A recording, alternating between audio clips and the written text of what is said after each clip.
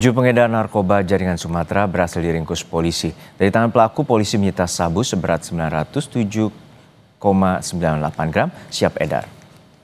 Dua pelaku ditangkap saat akan bertransaksi di Kemayoran, Jakarta Pusat. Selanjutnya, polisi melakukan pengembangan melakukan penggeledahan rumah pelaku di kawasan Mangga Besar. Di sana, polisi mendapati satu kantong kresek berisi sejumlah paket sabu. Pengungkapan berawal saat polisi menangkap pengedar narkoba lainnya di wilayah Gambir, Jakarta Pusat.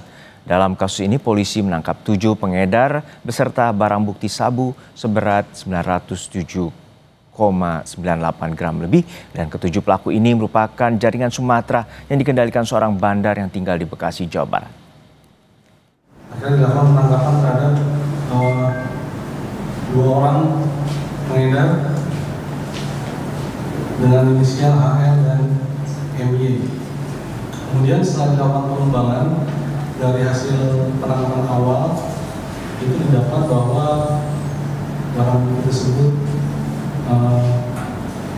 masih ada sebagian di tersangka lain.